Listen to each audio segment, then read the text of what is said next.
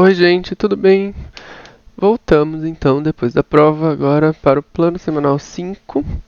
E agora a gente vai falar, até mudei aí o layout do slide, como vocês podem ver, porque a gente vai mudar o tema, tá?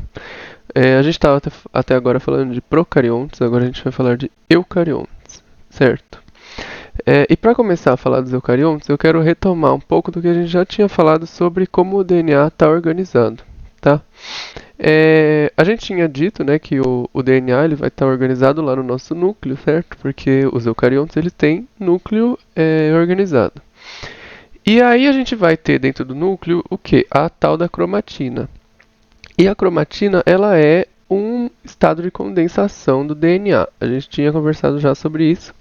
E o que acontece? O DNA ele vai se associar aí a algumas proteínas, né, que são as estonas, e ele vai se condensar aí para formar a cromatina, certo? E o DNA ele é uma molécula, né, que se a gente são várias moléculas, né, mas se a gente juntar essas moléculas vai ter cerca de 2 metros de comprimento. Então o que acontece é que a gente tem que enfiar esses 2 metros aí dentro do núcleo, que é muito pequeno, tem poucos micrômetros o núcleo, né, da célula. E aí, para isso, então, a gente faz esse enrolamento aqui, porque afinal, se deixar lá o negócio de qualquer jeito, não vai caber. E aí, o que acontece essas estonas aqui, elas vão formar uma estrutura ali com o DNA, que vão ser esses chamados de nucleossomos, tá bom? As estonas, elas formam um octâmero ali, tá? O que é um octâmero? Um associado ali de 8 proteínas, tá? Formam um octâmero ali com o DNA e vão formar esse tal desse nucleossomo aqui, que é essa estrutura do DNA enrolado ali nessas proteínas, né, nessas estonas. E aí esse negócio é como se fosse um carretel, assim, sabe? Quando você enrola assim o barbante naquele negócio lá, então é tipo isso. E vai enrolar o DNA nas estonas para condensar, para formar essa estrutura aí condensada para conseguir guardar dentro do núcleo, certo? E aí a gente tem essas estonas aqui, que é a H2A, H2B, H3 e H4. Cada uma delas tem duas cópias. E é, e a H1. A H1 ela é o que? Ela é uma estona lá que faz uma compactação adicional, tá? E como assim compactação adicional? Pois é, a gente tem dois níveis de compactação na cromatina, tá? A gente tem a heterocromatina, que é a que tem o empacotamento, né, sei lá, maior. Ou seja, ela fica mais difícil de ser acessada. Essa parte do DNA aí vai ser mais difícil de ser acessada. E aí o que vai ter aí na heterocromatina? Vão ser regiões que não codificam genes, quer dizer, que não codificam proteínas, por exemplo, não codificam. Não são genes mesmo. Que não vão fazer RNA. São regiões que são silenciadas. Como assim regiões silenciadas? Que, por exemplo, numa célula do fígado, por exemplo, você vai produzir uma certa quantidade de proteínas. E aí as proteínas que a célula do fígado não produz vão estar silenciadas, certo? Então, já que elas vão estar silenciadas, elas não precisam ficar disponíveis para serem transcritas, né, e consequentemente traduzidas. Entenderam, gente? Então é assim, a gente vai ter regiões diferentes, né? A gente vai ter células diferentes, células variadas no nosso corpo. Cada uma dessas células vai ter o mesmo DNA, certo? O nosso material genético vai ser igual para todas as células. Porém, algumas regiões vão estar ativas e algumas regiões vão estar inativas, dependendo do lugar do nosso corpo, tá? E aí a metilação, né, que é a adição de um grupo metil, que é uma cadeia lá, um carbono, se eu não me engano. Um carbono. Adiciona lá um grupo metil no DNA e essa metilação faz o silenciamento do DNA. A gente vai falar disso em breve, mas já dando spoiler aí, a metilação é uma forma de silenciar o DNA e fazer essa diferenciação aí, tá? Que foi isso que eu falei de algumas células fazerem algumas coisas, né, com o DNA e outras células fazerem outras coisas, certo? E a eucromatina, ela é o quê? é aquele DNA que ele vai estar com o nível de compactação ali menor, certo? Então, a eukromatina vai ser a que vai estar sendo mais expressa ali, vai ser a que está mais ativa na célula, né, no núcleo. E aí, por que o DNA é tão grande, então? Porque a gente estava falando lá nos procariontes de um DNA que, beleza, ele era uma molécula grande, mas ele não era uma molécula tão grande, porque aqui a gente vai ter bilhões de nucleotídeos, certo? Então, por que isso acontece? Isso acontece porque primeiro que a gente tem um número muito maior de genes do que os procariontes. Eu até cheguei a falar disso naquela aula que a gente falou sobre organismos auxotróficos e prototróficos, né? Mas enfim, os eucariontes em geral eles vão ter muito mais genes do que os procariontes. E isso é por vários fatores, né? Porque a gente tem muitos tipos de células e tal. São necessários esses genes, né? Afinal, a gente tem muitas outras estruturas que os procariontes não têm. Mas enfim. E os genes, né, que a gente tem, os genes para proteínas, eles têm as regiões que são codificantes, que são os exons, e as regiões não codificantes, que são os introns. Eu vou falar disso em breve, então não se preocupem, tá? Mas isso daqui é uma estrutura que os nossos genes têm, que são diferentes dos genes dos procariontes. E além disso, a gente tem a presença de elementos transponíveis, que compõem ali grande parte do genoma dos eucariontes, tá? E aí agora a gente vai fazer então uma comparação para ver qual o impacto desses elementos transponíveis e qual o impacto desses exons e introns aqui tem no tamanho do genoma, tá? Então eu coloquei aqui, que é o mesmo exemplo que o Wolff deu para vocês, coloquei aqui as três espécies, né? O Aedes aegypti, o Anopheles e a Drosophila, certo? São ali três insetinhos e eles são meio parecidos, né? Esse daqui é um mosquito, esse daqui é um mosquito também, essa daqui é a mosquinha da fruta, tá? E se a gente for parar pra pensar, pô, não tem tanta diferença entre um e o outro. Por que que esse daqui tem 1 bilhão de genes, aliás, 1 bilhão de pares de base no genoma, e esse daqui tem 200 milhões? Ó, é praticamente igual o mosquito, não é? Enfim. E a Drosophila também tem muito menos do que os dois, sendo que, são insetos ali semelhantes, né? Então por quê? Qual é a diferença? O que influencia nisso? Aí aqui tem essa tabela que vai mostrar os elementos do genoma de cada um deles, tá bom? Coloquei aqui a fotinho deles para vocês não esquecerem. Quando a gente vai olhar, a gente vê que o número de genes que codifica proteínas, eles são bem semelhantes. A gente não tem uma diferença tão absurda aqui de genes que codificam proteínas, porque afinal, que nem a gente falou, eles são animais parecidos, eles não são muito diferentes, certo? Então faz sentido que esse número seja realmente parecido. Só que quando a gente vai ver o tamanho dos genes, a gente vê que o Aedes aegypti tem uns genes muito grandes, em média, né? Ele tem aqui 14 mil pares de base, em comparação com os outros aqui. Esse daqui tem 5 mil, que já é maior ainda que o da Drosophila, que tem ali 3.400, né? Enfim. E aí a gente vai ver o impacto do tamanho dos introns, né? Que era aquilo lá que eu tinha falado, que são elementos ali que compõem os genes dos eucariontes, certo? Quando a gente vê os introns do Aedes aegypti, tem cerca de 4 mil pares de base. E o que são introns, né? Isso daqui é uma parte importante dessa história aqui, porque eu estou falando, é porque tem introns muito grandes, mas tá, o que é isso? Os introns, eles são como se eles fossem uns pedacinhos intrometidos que ficam aqui no meio do gene. Então, quando essa sequência aqui ela for transcrita, vai formar um pré-RNA mensageiro que vai ter esses introns, só que esses introns eles vão ser removidos depois para formar a molécula de RNA mensageiro madura, tá?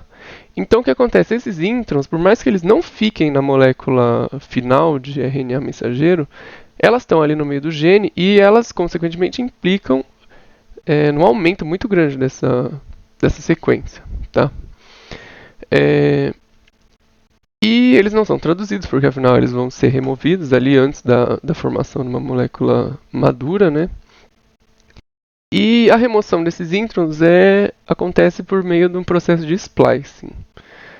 Tá? E a gente vai falar dele depois, mas ele é importante justamente para isso, para formar a molécula de RNA mensageiro madura. Tá bom? Então, aí, justamente, voltando aqui na tabela. Já que o Aedes aegypti tem esses pedaços aqui intrometidos, né, que são tão grandes, os genes deles são muito maiores, né, que isso aqui explica o tamanho aqui do tamanho médio dos genes, que é muito maior que os outros. E além disso, a gente tinha falado o quê? Da existência dos elementos transponíveis, que também é um fator aí que influencia no tamanho do genoma dos indivíduos, certo?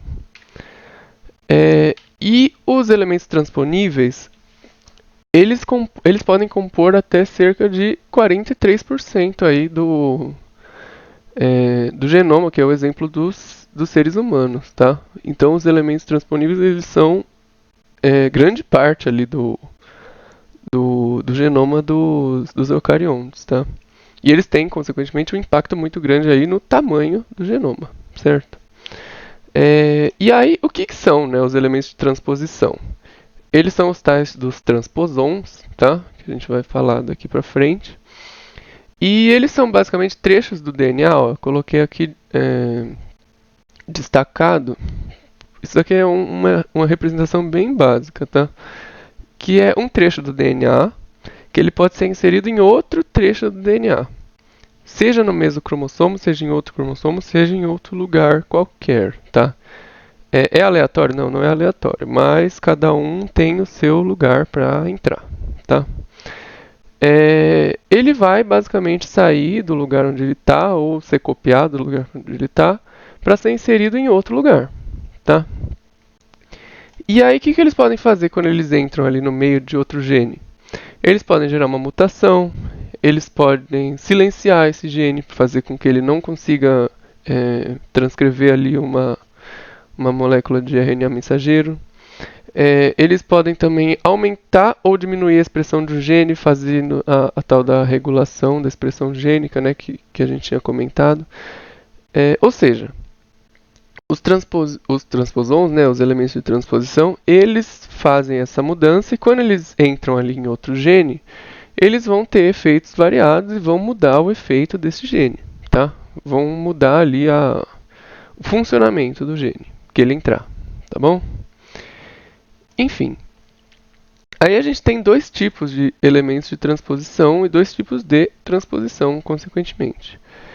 A gente tem uma transposição que a gente pode copiar esse pedaço aqui e colar no alvo, né? No lugar onde a gente quiser colocar. A gente quiser não, onde ele quiser colocar. E a gente tem a outra opção, que é a gente recortar, tirar esse teco daqui e colar aqui, tá? Que é a tal da transposição conservativa. Quando a gente copia a transposição replicativa, porque afinal a gente vai como se fosse replicar, né, aquele pedaço. E quando a gente recorta é a tal da transposição conservativa, porque a gente vai conservar justamente aquele que estava lá, a gente vai tirar aquele e vai colocar em outro lugar, tá? E quando a gente tem a transformação replicativa, aliás, a transposição replicativa, a gente tem esses retrotransposons, tá? Que a gente vai falar deles agora. Que nem eu tinha falado para vocês, a transposição replicativa é quando a gente replica, quando a gente copia o transposon original que está lá no DNA, tá? Então o que vai acontecer? Daquele transposon que está lá, a gente vai transcrever em uma molécula de RNA. A partir dessa molécula de RNA, a gente vai fazer a transcrição reversa para uma molécula de DNA. Ou seja, a partir do RNA, a gente vai formar um DNA. E é justamente por causa dessa transcrição reversa que os retrotransposons têm esse nome, tá? E o que vai acontecer? Para fazer essa transcrição reversa, a gente vai ter que ter a ajuda de uma enzima que é a transcriptase reversa, tá? Ela justamente faz isso, vai formar uma molécula de DNA a partir de uma molécula de RNA, tá bom? E aí depois que a gente tiver essa molécula de DNA pronta, a gente vai ter a inserção lá no outro local lá no DNA, tá bom? E aí eu coloquei até aqui de cores diferentes para vocês perceberem que não é exatamente a mesma, tá? Ela é uma cópia mesmo, uma réplica da original, certo? Então a gente tem depois a transposição conservativa. A transposição conservativa é aquela que eu chamei de recortar e colar. E por que recortar e colar? Porque justamente vai pegar exatamente o teco que estava lá, o transposon que estava lá no DNA e vai tirar para colocar em outro lugar. Ou seja, a gente vai conservar aquele pedaço do DNA que estava no lugar para colocar no outro. Tá? Então, o que acontece é justamente isso. Vai remover e vai inserir em outro lugar. Tá bom? E aí, obviamente, esse pedaço aqui, né, que ficou sem o transposão que estava ali, vai ser juntado depois e vai ser reparado. Inclusive, reparação é um dos pontos que a gente vai falar nas próximas aulas, tá? Mas enfim, não se preocupem com isso por enquanto. Aqui eu coloquei um vídeo que é muito bom que vocês vejam, porque aqui eu não fiz animação nenhuma. Esse vídeo tem umas animações boas que vai ilustrar bem o processo para vocês. Então, vejam, por favor, tá? E, enfim, voltando a falar da transposição replicativa, os retrotransposons eles têm alguns tipos diferentes que vale a pena a gente comentar. E retomando, né, os retrotransposons são aqueles que a gente faz que tem um intermediário ali de RNA, certo? Que a gente vai fazer uma cópia, né? Vai fazer uma replicação ali do DNA para fazer a inserção lá depois por meio da transcriptase reversa, né? E aí o que acontece? A gente vai ter dois tipos diferentes de retrotransposons, tá? A gente tem um tipo que é chamado de semelhante a retrovírus, tá? E esses tipos de semelhante a retrovírus, eles têm essas estruturas aqui no começo e no final da sequência, que são os tais dos Long Terminal Repeats, que são os LTR. E nesses LTR, no primeiro lá, no início aqui do gene, a gente tem o lugar ali que tem a região promotora, tá? E depois a gente tem na região codificante as proteínas que vão fazer a transposição, né? Que vai ter lá a transcriptase reversa, ou seja, quando isso daí for transcrito e traduzido, vai ser a formação da transcriptase reversa que vai conseguir fazer a transformação dessa molécula de RNA em uma molécula de DNA. E a gente tem uma integrase. A integrase ela faz o quê? Ela vai clivar as sequências que ficam aqui na ponta para inserir em outra molécula de DNA, tá? E essa clivagem ela vai basicamente facilitar a inserção dela em outro lugar, tá? E é bom que vocês vejam o vídeo que eu coloquei para vocês terem noção de como isso ocorre, tá? Porque é um processo meio complexo para eu ilustrar aqui com meus desenhos. Enfim, vejam lá que não é assim tão terrível, tá? Ele vai basicamente dar uma mudada aqui nas extremidades para encaixar lá em outro lugar da outra molécula de DNA, tá? E aí a gente tem os retrotransposons com cauda poli-A, que podem ser de dois tipos, os lines e os sines. Os lines, eles são essas moléculas mais longas, né? Tanto que eles chamam Long Interspersed Nuclear Element, que tem dois sítios aqui que são importantes, que são o ORF1 e o ORF2. Na extremidade 5' desses dois locais, né, a gente tem o UTR 5' e na extremidade 3' a gente tem o UTR 3'. E o que são os UTRs? Os UTRs eles são regiões que eles não são traduzidos, tá bom? Eles vão formar vão estar lá na molécula de RNA mensageiro, mas eles não vão ser traduzidos. E tem uma característica importante do UTR 3', que ele tem essa cauda poli-A. tá? E a cauda poli-A, ela é uma característica muito presente nos genes dos eucariontes, tá? Então, esses heterotransposons com cauda poli-A, eles são mais semelhantes aos genes dos eucariontes. A gente tinha falado lá que os outros eram parecidos com os genes dos vírus, né? Esses daqui são mais parecidos com os genes dos eucariontes, tá? Enfim, e aí a gente tem o sítio ARF1 aqui, que vai codificar uma proteína de ligação a RNA. E o que isso significa? É uma proteína que vai guiar ali o encontro dessa fita de RNA com a outra fita de DNA onde ela vai entrar, tá? Vejam o vídeo de novo, porque isso daqui é difícil de entender, mas está lá ilustrado bonitinho.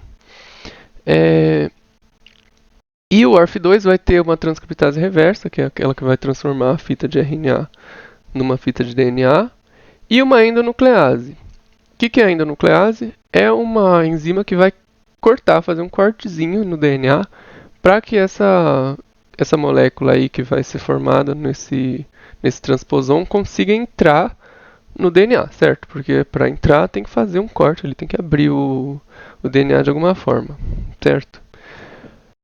E aí a gente tem os SINEs, que são os Short Interspersed Nuclear Elements. E short significa curto, né? São sequências mais curtas. E os short, eles não têm as enzimas próprias que nem os long têm. Então o que acontece é que eles precisam de um long para conseguir entrar no DNA. Por quê? Porque o long ele vai codificar aquelas enzimas, né, a transcriptase reversa e a endonuclease. E aí quando ele fizer isso daí, ele pode ajudar a inserir os SINEs no DNA, tá? E aí a gente tem um SINE que é muito importante, que é o chamado de segmento ALU. E o segmento ALU, ele é um segmento curto, né, porque afinal ele é um SINE, e ele está presente de forma massiva no genoma humano, com mais de 1 milhão de cópias, tá? E, portanto, ele pode ser um marcador muito importante de parentesco e de ancestralidade. E ele pode estar ali presente nos estudos de evolução, pode estar presente nos estudos de biologia forense, por exemplo. Por quê? Porque imagina que a gente tem uma grande variedade desse segmento ALU, e ele está presente em vários pontos do nosso DNA e com pequenas variações. Então, por exemplo, um determinado padrão de distribuição desse ALU pode ser característico de uma determinada região da Ásia, por exemplo. Se você tem essa determinada distribuição, você provavelmente vai ter ancestralidade desse lugar da Ásia. E aí o que acontece? Quando a gente tem, então, duas espécies que têm uma semelhança muito grande de distribuição desse ALU, a gente pode falar que essas espécies são mais próximas evolutivamente. E a estrutura desse ALU pode também mostrar quão novo, quão antigo ele é. Então, por exemplo, a gente tem duas espécies em que uma a gente tem um ALU mais novo do que a outra. Portanto, essa espécie que tem um ALU mais novo é uma espécie mais recente, tá? Enfim, esse segmento ele é muito importante justamente por isso, porque ele é muito conservado e ele é muito diferente ali. A distribuição dele no genoma ela é muito diferente conforme os locais, né, e a ancestralidade do indivíduo, tá? E como ele é muito bem conhecido, assim, dá para fazer análise de PCR e, consequentemente, de eletroforese. Eu acho que, inclusive, vocês fazem isso em aula prática, tá? Mas saibam aí da importância do segmento ALU, justamente por isso aí. Porque ele tem grande importância na análise aí evolutiva e forense, de parentesco, etc. E aqui no final eu coloquei esse vídeo, que é o que fala dos retrotransposons, né, que ele ilustra os semelhantes a retrovírus e os lines e signs, tá? Então vejam esse videozinho aqui, que ele é bem legal. O sotaque do cara talvez dificulte um pouco vocês entenderem, mas tem legenda, tá? E é isso, gente. Começamos aí o genoma dos eucariontes. E amanhã tem aula ao vivo aí pra vocês. A gente se vê, tá? Tchau, tchau.